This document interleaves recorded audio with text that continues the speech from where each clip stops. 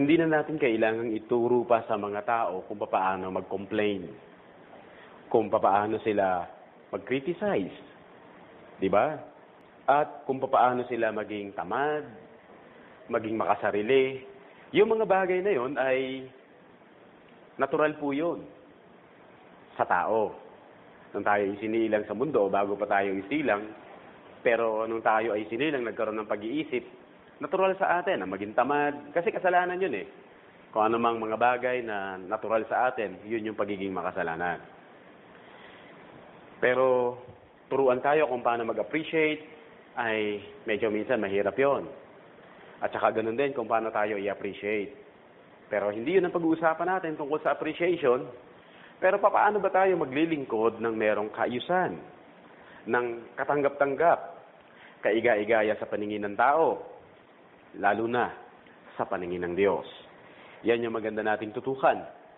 Nandito na tayo sa mga talatang ating nalalapit tayo sa closing ng ating series sa ito, na sa Christian Walk, yung new walk ng ating buhay Kristiyano. Mula doon sa verse 5 hanggang verse, cover nito halos ang verse 8. Yan yung focus natin, verse 5 hanggang doon sa verse 8 na binasa natin. Okay, binabanggit dyan mga kaibigan yung mga alipin sa Tagalog, yung mga servants na po. Tumutukoy po yon sa mga Kristiyanong mga tagapaglingkod, yung mga alipin. Mamaya, paliliwanag ko sa inyo kung ano yung ibig sabihin ng pagiging alipin ng panahon na yon. At dito nagpatuloy si Apostol Pablo kung paano inilarawan yung mga buhay paglakad sa isang binago ng Panginoong Jesucristo. Na sila ay sa kanilang karakter binago, sila ay isinama sa body, sila ay sa pagpapamilya naging maayos dahil kay Kristo. At ngayon, bilang mga anak o mga magulang, naging maayos din. Ngayon, bilang mga naglilingkod, mga servants, ay meron ding isang maayos na pananaw sa buhay o paglilingkod. Yamang tayo ay nakapaloob lahat sa gawain ng paglilingkod. Bilang mga bago tao, mga binagong pag-iisip, mga binagong karakter, yan yung maganda nating makita sa pagkakataong ito. Okay, ang pinaka-topic natin, mga kaibigan, sa umagang ito ay the Christian servants. Kasi maraming uri ng servants, pero kakaiba po ang katangian ng Kristiyano na mga naglilingkod. Saan mang larangan, kayo man ay namamasukan, o kayo man, yung sasabihin kahit pa amo, o nangangamuhan, pantay-pantay po, pag binasa nyo yung Biblia, yung mga talatang ito, pantay sila sa harapan ng Diyos. Kahit yung mga amo sa lupa, meron ding amo sa langit. Doon tayo magiging equal. Dito mismo, pinakita ni Apostol Pablo kung paano yung mga maging karakter o pag-uugali ng isa't isa sa kanila. Pero lalong-lalo na naka-specify dito para sa mga alipin, naglilingkod, o mga namamasukan. Yan yung maganda nating makita. Okay, ang pinaka-summary ng message natin, ang paglilingkod ng isang Kristiyano ay mayroong katapatan sa kanyang amo dito sa lupa sa layuning bigyan ng kaluguran ang kanyang amo sa langit o Master in Heaven. Yun yung pinaka-summary ng ating mensahe.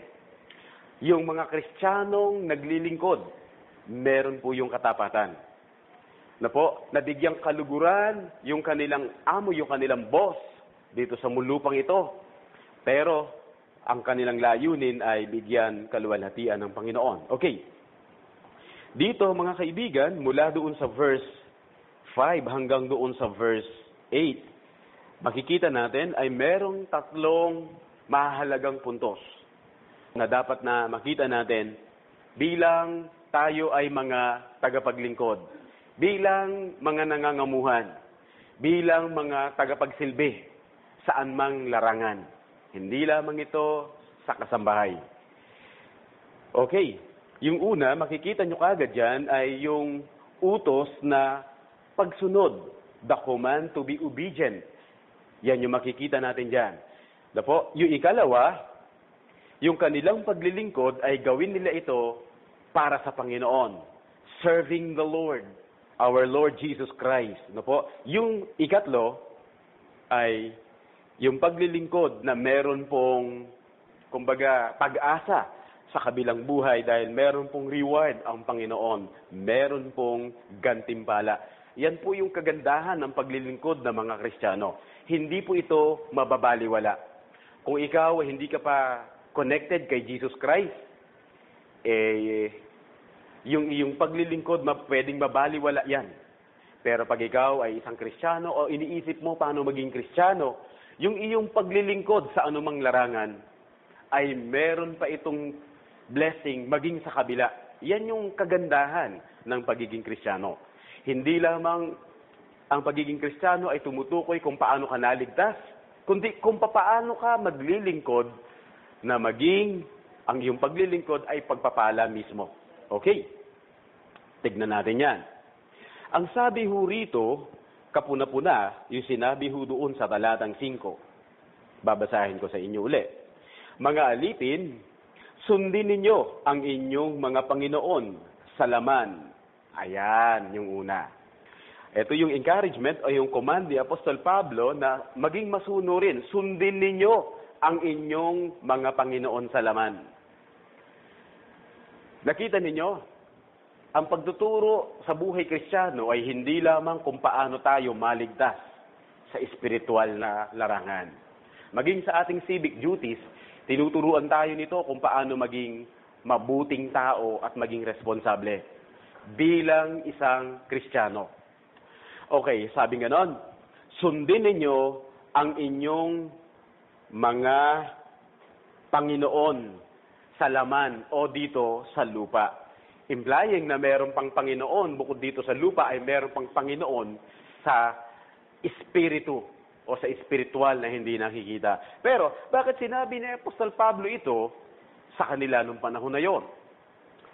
Alam niyo ba kung bakit? Isa sa dahilan, sinasabi po o tinatayang meron pong 6 na milyon na bilang, na po ang dami no, na mga slaves and servants during that time po sa Roman Empire. Kasi di ba, yung Roman Empire isang imperyo na makapangyarihan nung panahon na yon. Kaya naman, marami silang mga slaves, na po, at yung mga slaves na yon ay yung iba binabayaran, yung iba hindi, dahil yung iba mga binili nila. During that time, dahil sila po ang nagre-reign nung panahon na yon at makapangyarihan, anumang mga bansa na pasukin nila, yung mga tao na walang magagawa, walang kakayanan, yung iba ay ginagawa nilang mga slaves, lalo na po yung mga Hudyo nung panahon na yon. Kaya napakarami, milyon. Na po, kung iisipin ninyo, yung mga tao noon sa bawat mga lugar, kukunti pa lamang ang populasyon. Pero bakit sa kanila ang dami na noon? Kasi po, naipon nila ito mula sa iba't ibang mga lahi. Okay. Bukod pa dyan, yung slavery nung panahon na yon ay katanggap-tanggap na po bilang isang institusyon. Kahit po mga mataas ang mga pinag-aralan, pero dahil sinasakop sila ng mataas na imperyo, wala silang magagawa kundi maglingkod doon sa imperyo na yon. Ganun po ang kasaysayan noon. Ano pa makikita natin dito? Yung mga slaves po rito ay itinuturing pong mga pieces of property. Wala silang karapatan. Hindi sila pwedeng magreklamo. Para lang ho silang mga, sabihin natin, gamit. Kapag habang napapakinabangan, andyan sila, pero pag may sakit na, pwede nang itapon, pwede nang patayin, at wala man lamang investigasyon. Ganun po yung slaves nung panahon na yon. Isipin niyo kung kayo yung nabuhay nung panahon na yon at sinakop kayo nung makapangyarihang imperyo na yon, ikaw ay sabihin natin, edukado ka, mataas ang iyong oposisyon sa inyong lugar, pero dahil mas makapangyarihan yon, parang isipin mo ngayon yung China, no? Kung sakupin tayo, parang inuunti-unti tayo ngayon, ano? Kung gano'n ang mangyari, wag naman sana at gawin tayo mga slaves. Pero siguro naman ay hindi na mangyayari yon dahil merong international law. Okay. Pero ganun ang nangyari noon. Kaya ganito, mga kaibigan, ang mga slaves noon ay ina-abuse nila, pinapatay ng kanilang mga masters na parang wala lang, parang hayop lang. Biriin nyo, kahit noon pala ay tabla-tabla lang ang buhay kapag ka ikaw ay wala nang pakinabang o kung ano man ang gustong gawin sa'yo. Ang tindi rin ho pala ng buhay, lalo na yung mga barbaric ages ng panahon na yon. Okay, pero ito yung sabi ni Apostol Pablo sa kanila, bagamat ganon ang pagtrato sa mga slaves, ganon ang kanilang kalagayan, ang sabi ho sa kanila, obey your master. Grabe, di ba? Hindi nyo ba naisip yon? Kahit ganon ang level ng mga slaves, pero yung encouragement at yung command ng Biblia sa kanila ay sundin ang kanilang mga Panginoon sa lupa. Ang pinakikita ho rito, ang puso ng bawat mga Kristiyanong tagapaglingkod, iisa lang, sumunod. Kahit ano pa, marahas man ang kanilang mga masters, kailangan nilang sundin dahil yon ang kanilang duty. Ilagay nyo ngayon yung sarili natin doon. Kung tayo nandoon at sinasabihan ni Apostol Pablo, hanggang ngayon nagsasalita ang mga talatang ito, sundin ang inyong mga amo. May mga amo, ang mga pagtrato ay hindi patas sa inyong mga trabaho. Kung minsan hindi kayo na-appreciate, di ba? Pero hindi dapat yun maging dahilan ng inyong pagrereklamo. Dahil mismo ang sinasabi rito ng salita ng Diyos sa panulat ni Apostol Pablo ay, obey your master. Hindi lamang kayo susunod dahil kaiga-igaya ang kanilang mga pag-uugali. Hindi lamang kayo gagalang sa kanila dahil favorable ang kanilang mga pakikitungo sa inyo. Hindi ho ganon dapat ang puso ng isang Kristiyano. Ang puso ng isang Kristiyano ay dapat, yung nadinig natin kanina sa meditation, merong buong pusong pagpapasakop. Kung paano susunod yung mga Christian servants ay kinumpleto ni Apostol Pablo, isinunod ito doon sa talatang 5. Tingnan ninyo yung talatang 5. Tingnan ninyo. Ang sabi rito, mga alipin, sundin ninyo ang inyong mga Panginoon sa laman. Paano? Na may takot at panginginig. With fear and trembling. Yun ba, Pastor, ay applicable din ba hanggang ngayon? Ano bang ibig sabihin itong fear and trembling? Yung fear and trembling dito, gusto natin i-clarify na hindi ho ito ibig sabihin, ay dahil sila ay mga slaves. Hindi ho yun yung gustong sabihin ni Apostol Pablo, since sila ay mga Kristiyano na.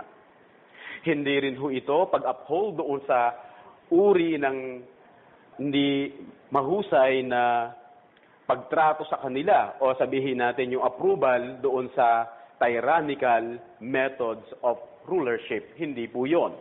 Hindi yun yung gustong sabihin ni Apostol Pablo doon sa fear and trembling. Yung may takot at panginginig. Anong gustong sabihin ni Apostol Pablo rito, may takot at panginginig? Bilang sila'y mga naninilbihan, ito yung dapat niyong makita na applicable din sa ating lahat. Bilang sila'y mga naninilbihan, hindi nila tignan na dapat sila'y property lamang. Hindi yon. Na madedegrade yung kanilang mga sarili. Na mawawalan sila ng respect sa sarili nila. Ano ang dapat nila makita? It implies humility. Yes. Humility. Yung kababaang loob. Yung mga Kristiyanong naglilingkod, yung mga Christian servants, tayo isipin nyo, ikaw ba'y Kristiyano? Ikaw ba'y namamasukan? Saan mang larangan yan? Anong establishment? Anong opisina yan? Ito yung isipin mo, dapat naglilingkod ka ng merong humility. Humility in a sense na, ito yon, nakikita mo yung sinatawag na inadequacy, yung kakapusan mo. Hindi mo magagawa ng maayos ang iyong trabaho without the help from God. Yun po yung dapat makita natin bilang isang Kristiyano. Meron tayong, nangangailangan tayo ng tulong mula sa Diyos at hindi tayo pwedeng mabuhay para sa sarili lamang natin na maging maayos ang ating mga gagawin. Maging kayo, mga kabataan sa loob ng bahay. Hindi nyo magagawang maayos ang lahat para mabigyang parangal, kaluguran ng inyong mga magulang without the help of our Lord Jesus Christ. Maging kayo na namamasukan o saan man, maging nandito sa loob ng church, mga naglilingkod kung saan mang larangan, hindi nyo yan magagawa na sa sarili nyo lang gusto nyo gawin yan, gawin nyo nang gawin. Pero wala yung paghingi ng tulong sa Panginoon without humility, doing those tasks. Walang kababaang loob na nakikita mo ginagawa mo yan. Dahil una, hindi ka deserving dapat maglingkod. Pero ginawa ka ng Diyos para maglingkod pa sa Kanya. Yun dapat nakikita mo. Meaning, mga kaibigan, ipinakikita dito yung fear and trembling, nakikita mo dapat na yung service mo rito sa lupa ay isang privilege lamang. Kaya, ganun ho dapat natin tignan. Yung inyong mga trabaho, pahalagahan nyo yon. Maging responsable kayo ron. With fear and trembling. But as we go on, titignan natin ito lalo pa yung balance. Anong klaseng attitude pa ang sinabi ni Apostol Pablo aside from being fear and trembling dito na sinabi ni Apostol Pablo? Makikita nyo rin dito, next character na binanggit niya rito ay yung sinabing ganon, sa katapatan ng inyong puso. Grabe with sincere heart. Fear and trembling and with sincere heart. Yung singleness of heart. Ibig sabihin yung focus. Doon ka lang mismo. Responsable ka ron. Alam mo ang gagawin mo. Christians, lahat tayo ay may kanya-kanyang mga duties and responsibilities. Lahat tayo. Bilang ama, bilang ina, bilang mga anak, bilang empleyado, kanina ko pa binabanggit sa inyo, lahat tayo may tungkulin. Hindi pwedeng wala. Pero ang pinakikita ho rito, sabi hong ganon, with sincere heart, tapat na puso. Napakaganda nun. Yung sinasabi rito ni Apostol Pablo. Ibig sabihin, devoted ang iyong puso, yung lakas, yung panahon, sa paglilingkod. Ganun ba ang nasa isip mo ngayon? Yung ang puso mo ay naka-dedicate, nakatalaga para mag-serve? Bihira po yung ganyang klaseng puso. Marami pong mga tao titingin lamang ho sa posisyon at mas gusto ho nila yung nagko-command lamang sila kesa sila yung gagawa. Aminin natin yan o hindi, pero yan ang katotohanan. Yan ang kabaligtaran ng prinsipyo ng kingdom at yung prinsipyo ng mundong ito. Sapagkat sabi ng Jesus Christ, yung mga master dito sa lupa, ang gusto, paglingkuran sila. Pero yung mga dakila sa kaharian ng langit, sila yung mga naglilingkod. You see, na po, yung contrast nito, magkabaliktad talaga ang prinsipyo ng kingdom na po against the principles of this world. Now, makikita natin dito, bilang mga Kristiyano, dapat nandoon yung ating singleness sa ating service. Ibig sabihin, undivided heart, talagang iisa lamang ang puso natin. With integrity, uprightness, at yung clear yung iyong attention kung ano yung pinagagawa sa'yo. Kabataan, makinig kayo. Kung ano sana yung sinabi sa inyo ng inyong mga magulang, sundin nyo ng mainam yon. Yun ang gawin nyo. Ganun din tayo, mga kapatid, mga magulang.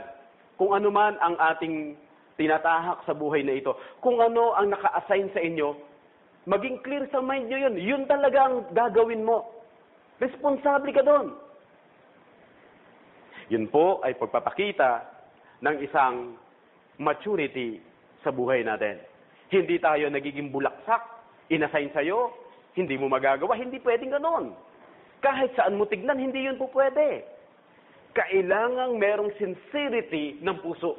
Doon yun nakikita. Na po, kung gaano ka nagre-response at ka-responsable at ka-matured, tumanggap. Ang mga bata, hindi mo sila pwedeng bigyan ng mga assignment nang higit pa sa kanilang kakayanan at hindi nila kayang tanggapin sa kaisipan. Ile-level mo lamang sa kanilang mga kakayanan ang ibibigay mo. Ganon din naman sa atin. Yung kakayanan lamang natin. Pero sa munting kakayanan na yon, mga kapatid, Sinasabi po ni Apostol Pablo rito, dapat merong sincerity ng puso. Biruin ninyo, mga kaibigan. Sinasabi ho rito ni Apostol Pablo. Binanggit ko sa inyo kanina, bagamat meron dito mga edukadong tao, matataas talaga pinag-aralan nila. Pero since nasakop nga sila, sabi nga nung, ganun man karahas yung kanilang mga master, sundin pa rin nila yon. Tayo, di ba, pagka tayo may pinag-aralan at tayo pa susunurin, hindi tayo susunod. Di ba? Hindi kasi minsan issue ng pinag-aralan, issue yan ng puso. Pero hindi ganon ang tamang attitude ng mga naturingang mga Kristiyano. Dapat naglilingkod sila ng merong fear and trembling at naglilingkod sila ng merong sincerity sa kanilang puso. Deep within their heart, they delightfully doing their task. Ginagampanan nila ng may kagalakan sa kanilang puso. At iniisip pa nila ang mga susunod nilang mga gagawin para lalo silang maging responsable. Nakita nyo, napakaganda kung ganon. Yung hindi mo nauutusan. Nung kamakailan lamang, sabi nung isang kakilala ko, pinaalis ko na yung kasama namin sa bahay. Sabi ko, bakit po? Ano nangyari? Kasi yung medyo close din sa amin yon pag kailangan palaging uutusan. Biruin mo, kailangan mo utusan magugas ng plato, kailangan mo utusan na linisin ng CR, kailangan pang utusan. Isang utos, isang gawa, isang utos, isang gawa. Sa isang buwan na naming magkasama, hindi na natuto. Yun, pinaalis ko na. Sabi ko, sa bagay, mahirap nga yun. Mas mabuti pa ang robot, mapapagpasensyahan mo yun kasi susian mo yun. Talagang robot siya. Yung taong may isip, may kusa siya dapat Yun, nakita niya na yung gagawin Paggising niya sa umaga, alam niya na gagawin niya. Nakaprogram yun. Yun ang mga responsable at matured na tao. Mga kabataan, huwag kayong masasaktan, pero yun ang katotohanan. Dapat nagmamatured kayo kung paano nyo iaayos ang inyong mga schedule. Kahit yung pag-attend sa church, dapat nandyan yung maturity. Alam nyo na mga isusuot nyo. Alam nyo na ang mga gising nyo. Wag na tayong tumuloy. Baka, pastor, hahagipin mo kami dyan Wag na. Okay, so ito po yung Christian service. Makikita natin ngayon, magre-reflect kung ano tayo sa harapan ng Diyos. Alam niyo po, ang ipinakikita at idinidiin ni Apostol Pablo rito, kung paano ho tayo naglilingkod at responsable sa ating mga gawa, yon ay isang mabuting patotoo bilang mananampalataya. So sana ganun ho tayo sa pagkakataong ito. Nakita ba natin? Yun yung challenge, yun yung command ni Apostol Paul doon sa mga servant, how to serve.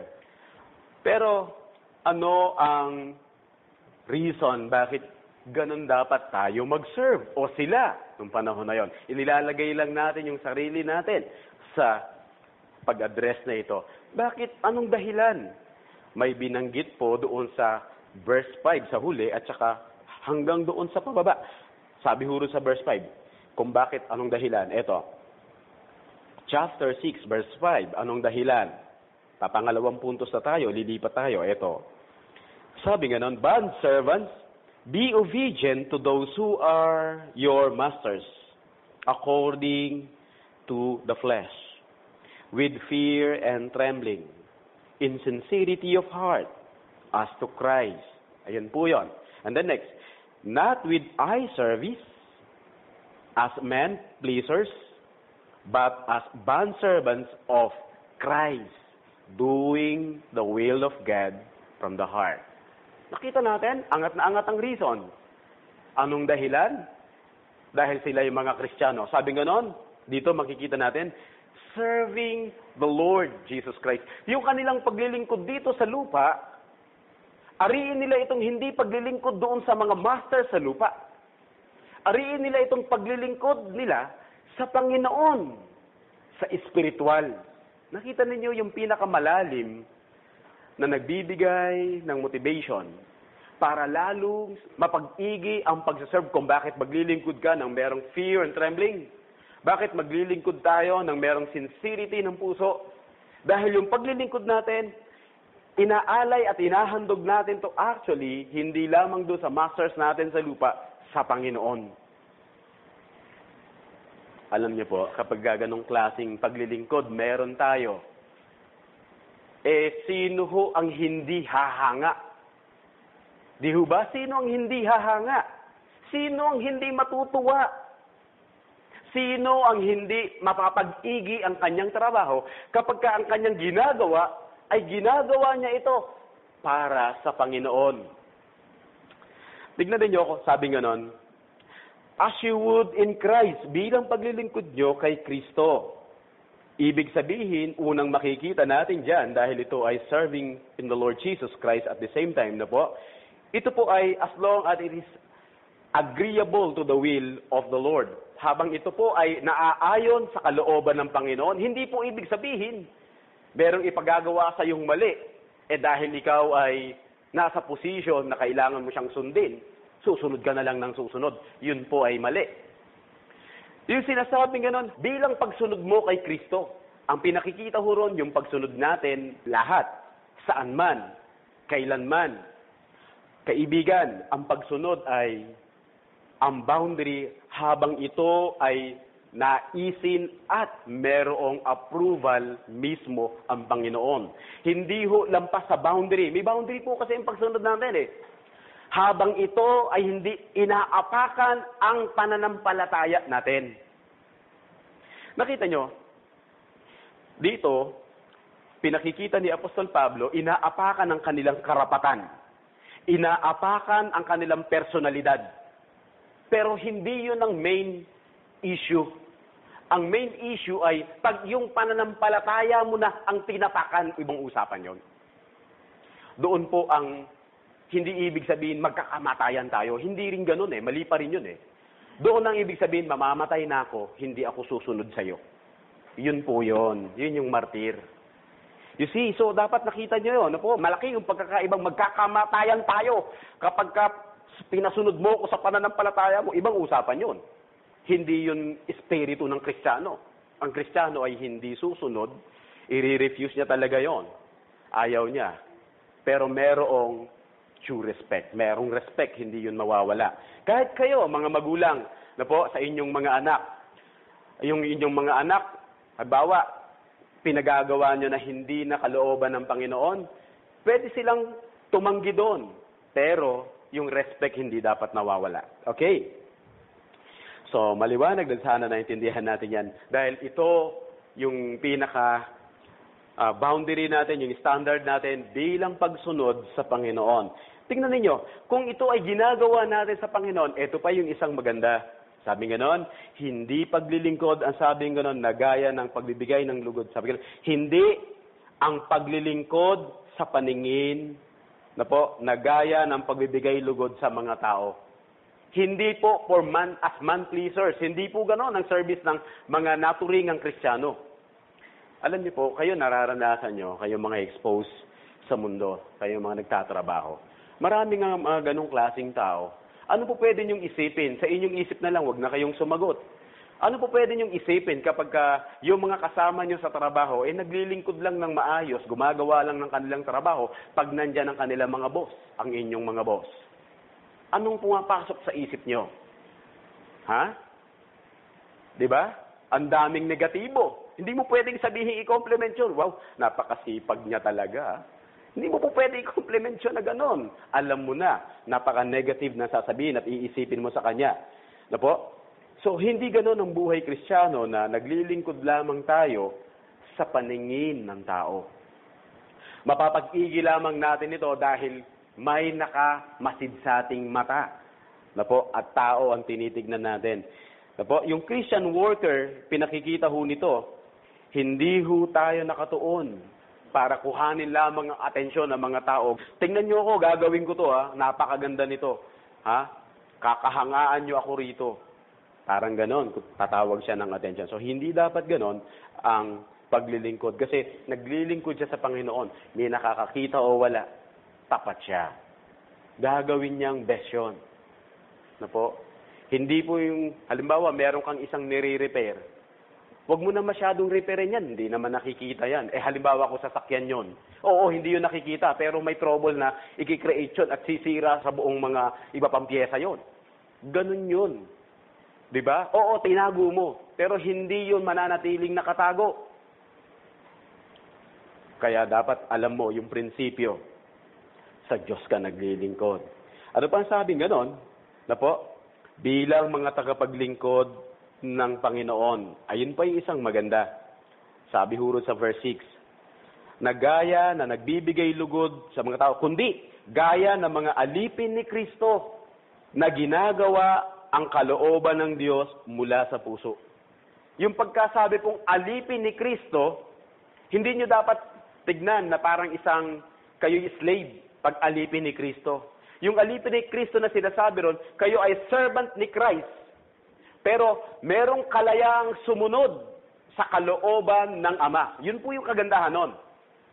Sino lamang ang makasusunod sa kalooban ng Ama? Sila yung mga nagpasakop kay Kristo. Kung hindi ho nila makukuwang magpasakop kay Kristo, wala silang kalayaan para sundin ang kalooban ng Panginoon. So, dapat gano'n nating nauunawaan yung pagiging alipin ni Kristo. Ang pagkaalipin kay Kristo, actually ito po ay paglaya na po sa lahat ng uri ng kasalanan. At ito ay pagsunod sa kalooban ng Panginoon, paglilingkod sa Kanya. So ito po mga kaibigan, hindi religious duty ang sinasabi ni Apostol Pablo rito, but in a civil sense. Na po, merong pusong masiyahin sa mga gawain na anuman iyong ginagawa, masiyahin ka dyan, masaya ka dyan. Pinansin ka man nila o hindi, hindi ka nagpapapansin. Ayun po yung maganda. Di ba? Ganun dapat ang puso. Dahil bakit? Ginagawa mo yan para sa kaluguran ng Panginoon. Napakagandang attitude. Ano po ang makikita natin dito? Ang susi po sa paglilingkod na po ng merong maayos na attitude pagkakilala sa Panginoon. Kung paano natin i-motivate yung ating mga mahal sa buhay, kayo na narinig nyo itong mensahe na ito, huwag nyo lamang sila i-train sa kanilang mga gawain. Na po, dahil yung training sa loob ng bahay, kung paano sila magiging responsable, ganun din sila sa paglabas. Magandang ipakilala sa kanila si Heso Kristo ay maging Panginoon nila. Minsan masyado natin pinupuwersa, pero wala yung pagpapakilala sa kanila ng Ebanghelyo. Ganun din naman tayo.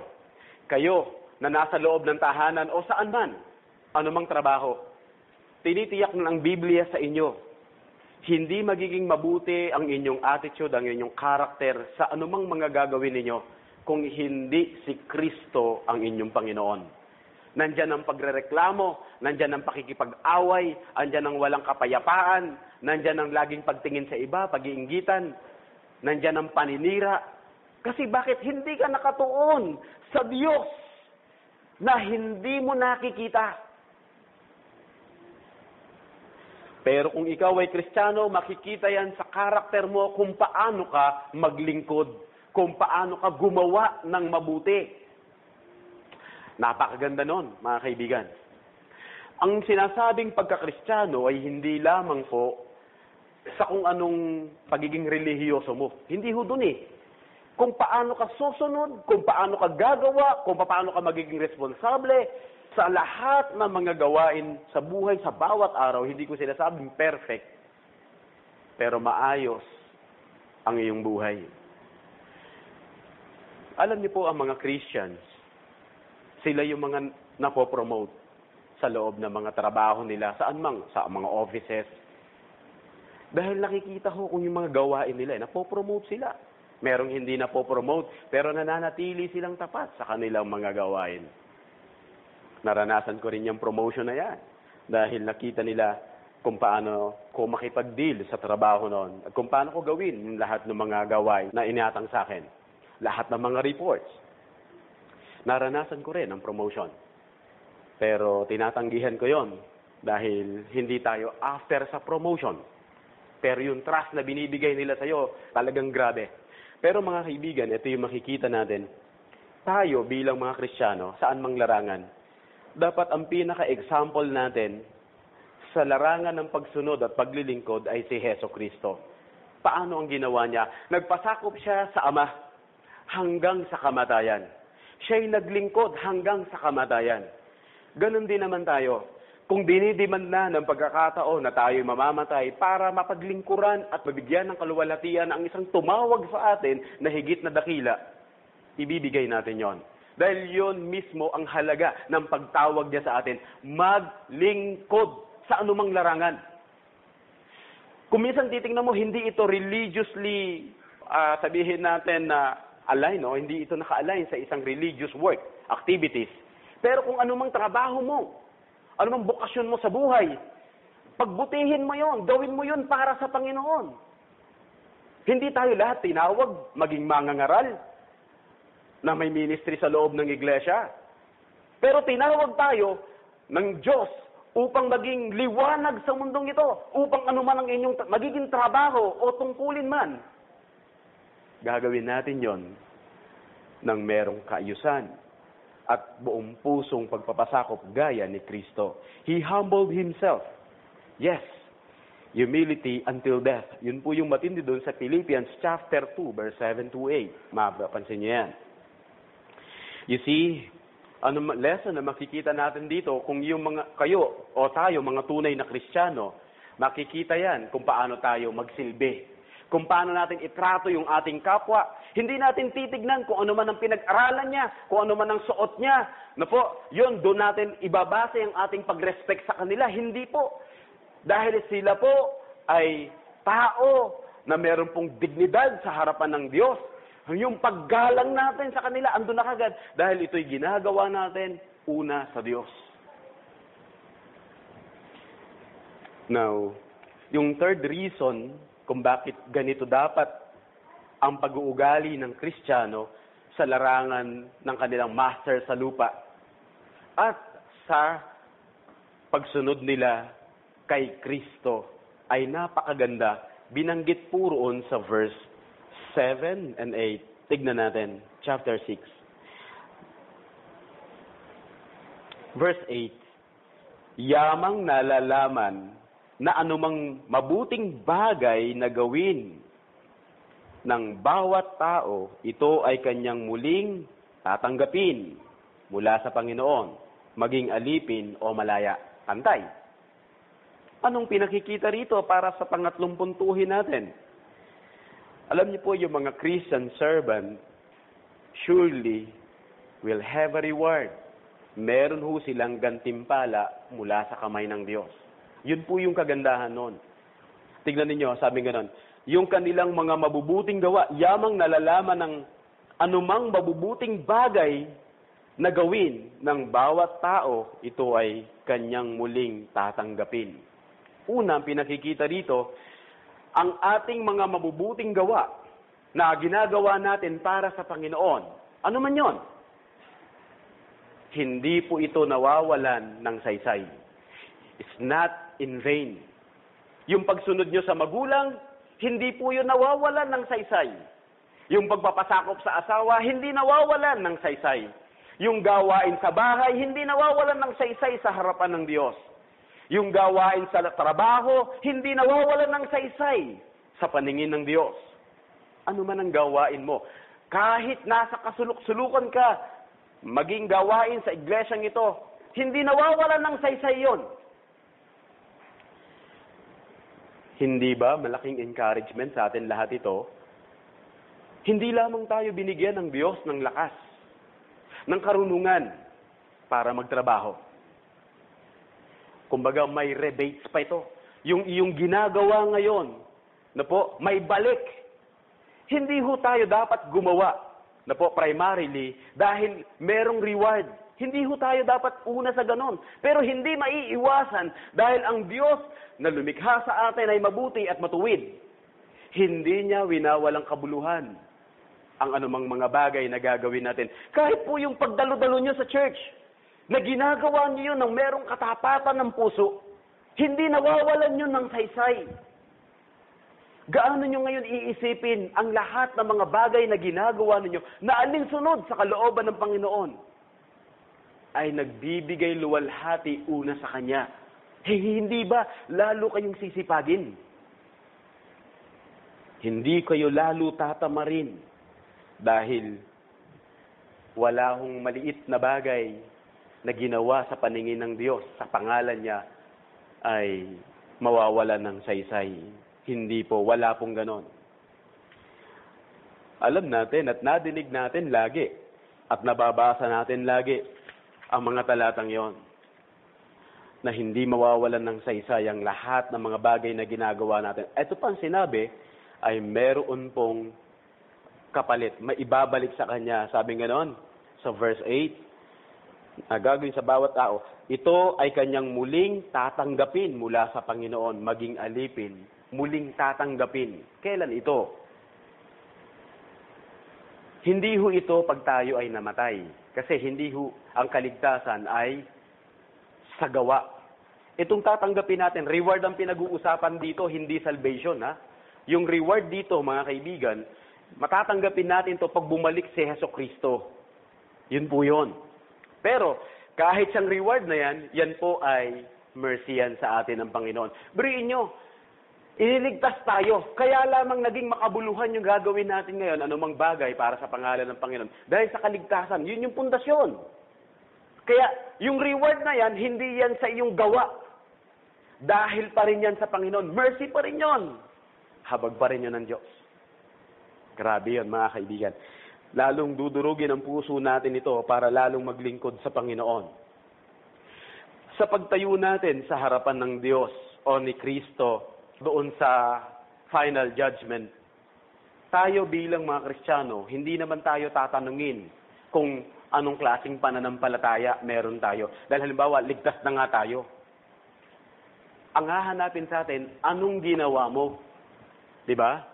Kung yung mga bagay, ang sabi hong gano'n sa 1 Corinthians, merong mga iiyak dahil dadaan sa apoy, masusunog ang kanilang mga ginawa. Bagamat sila'y ligtas, pero mababaliwala ang kanilang mga ginawa. Bakit? Marahil iba ang motibo nila, kaya nila ginawa yon. Pero sana hindi mangyari yun sa inyo. Ano mang mga bagay na gagawin ninyo, gawin ninyo ito para sa kapurihan ng Panginoon. Yun yung may kapalit.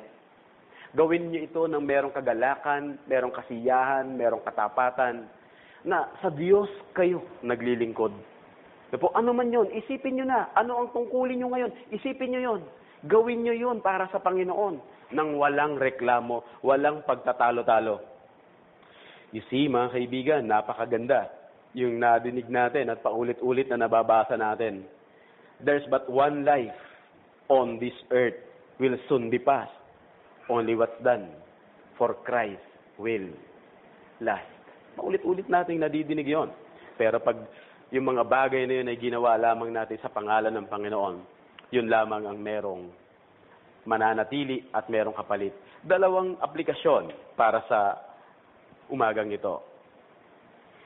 Yung Ebanghelyo ni Hesukristo, ito po ay bumabago sa ating lipunan para doon sa issue po ng slavery.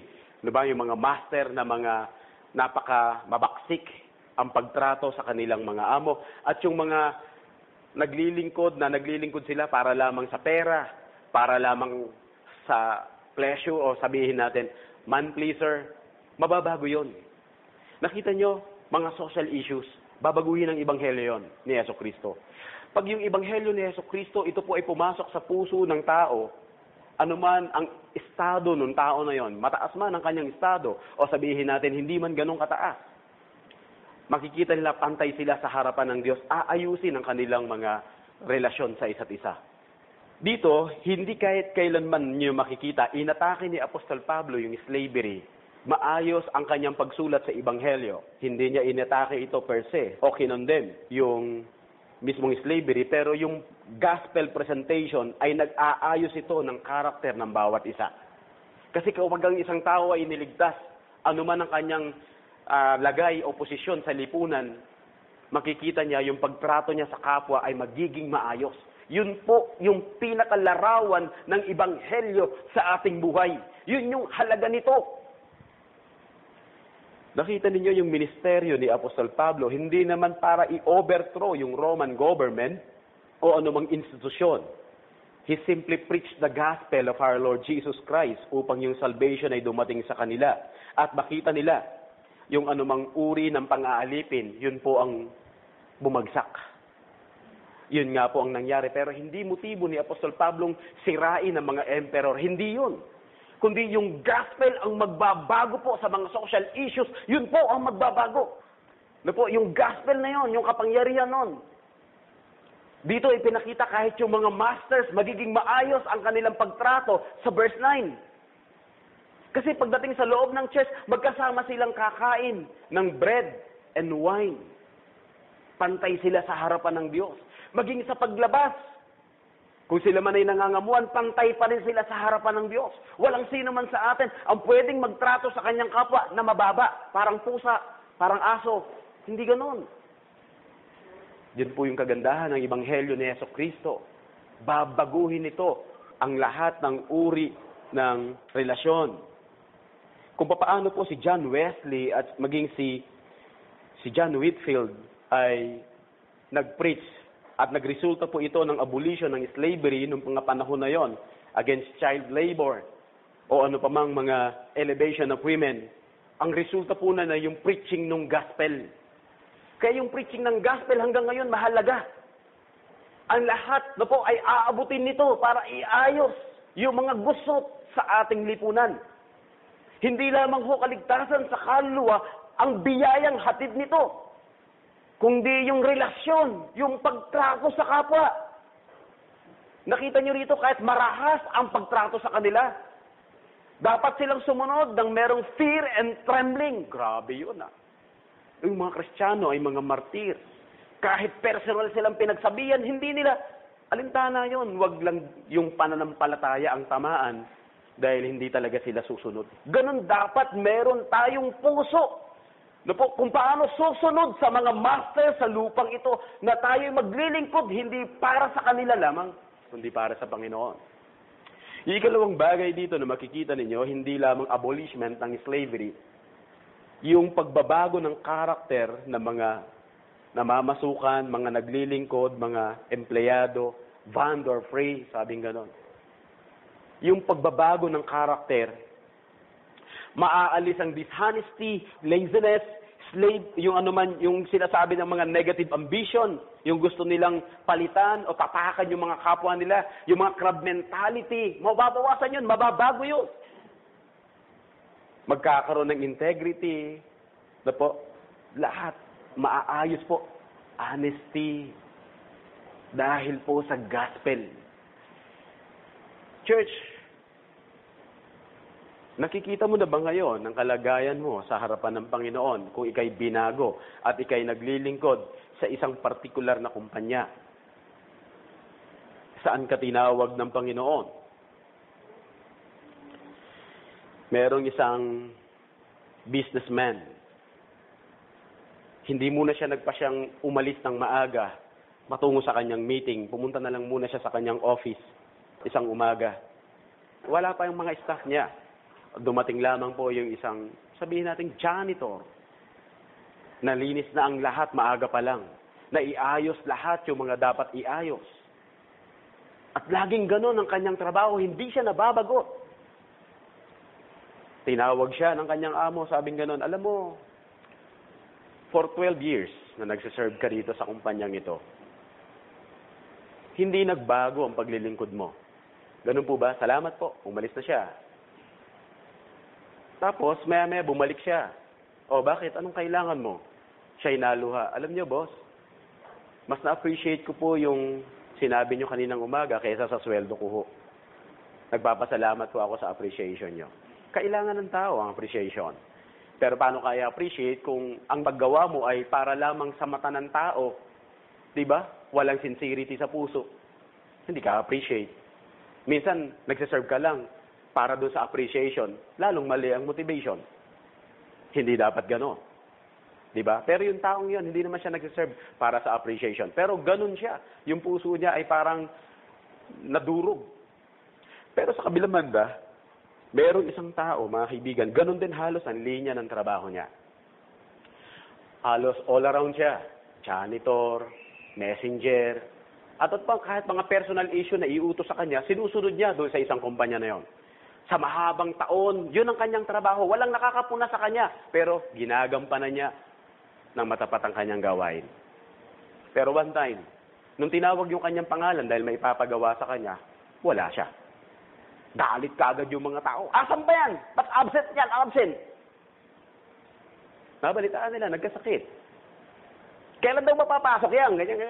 Kailangan siya eh. Palitan na kung ano. Madali naman. Marami naman mamamasukan dyan. Marami nangangailangan ng trabaho. Temporary, pinalitan muna nila, pero hindi magampanan ang trabaho ng maayos. Ano sumunod na nangyari? Bisitahin nga natin. Binisita nila. Malala na ang kondisyon. Namatay na. Bigla nilang nakita yung kahalagaan ng taong ito. Kung gaano katapat. Kung gaano kabuti. Nagkataon na mayroong preaching pa ng gospel. Ando ang mga boss. At lahat nakikinig. Bigla silang yumuko. At sa isa't isa nagsabi silang, kaya pala ang taong ito ay napakabuti. Naglingkod siya ng tapat. Kahit walang nakakakita. Walang pumupuna. Nagampanan niya ng maayos ang kanyang trabaho.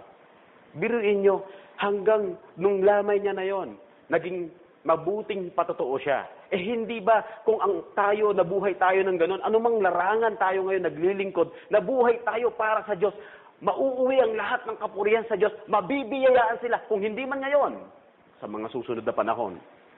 Sana mga kaibigan, kung ikaw ay binago ng gospel, anuman ang bukasyon mo sa buhay, wala kang reklamo, walang angal. Ikaw ay tahimik, nagagampanan mo ang gawain mo. Dahil hindi ka naglilingkod sa tao, naglilingkod ka sa Panginoon. Anuman ang kalagayan mo sa buhay, naglilingkod ka sa Diyos, sa Kanya ka tumingin. At kung yan ang motibasyon para sa'yo, hindi ka panghihinaan ng loob. Lalo kang sisipagin. At kahit may pumansin sa'yo o wala, magpapatuloy ka sa paglilingkod. Dahil nabubuhay ka sa kapurihan ng Panginoon. Magpapatuloy tayo, manalangin muna tayo. Dakilang Diyos, ang Ebanghelyo ninyo ang siyang napakalaking biyaya sa buhay namin. Sa aming lipunan, sa aming pamilya. Tulungan niyo kami, Ama, lalo naming itaas ang Ebanghelyo ni Jesucristo na siyang bumabago sa aming mga karakter, maging sa aming larangan ng pagtatrabaho. Anuman ang estado namin sa mundong ito at anuman ang bukasyon namin, tulungan niyo kami, Panginoon, gampanan namin ito ng may katapatan. Lord, nakahihiya na kapag meron kaming nalalaktawan na dapat naming gawin, hindi namin nagagawa. Tulungan niyo kami, Ama. Dagdagan pa po ang aming pagiging responsible sa lahat po ng mga bagay na dapat naming gawin kahit walang nag-uutos sa amin. Tulungan niyo kami, Panginoon, na magkaroon ng initiative sa lahat ng mga nararapat naming gawin na bago pa lamang dumating ang mga pangangailangan. O Panginoon, sa tahanan, sa trabaho, sa opisina, maging sa iglesia, sa ministry, tulungan niyo kaming lahat maging responsable. Yamang lahat kami, maging mga kabataan, naglilingkod sa iisang Panginoon. Yon ang hindi namin nakikita, subalit nakababatid ng aming puso. Salamat ng marami. Sana'y pag-ibayuhin po ninyo sa aming mga puso ang matapat na paglilingkod at mababang loob. Purihin ang iyong dakilang pangalan, Ama, sa ngalan ni Kristo Jesus. Amen.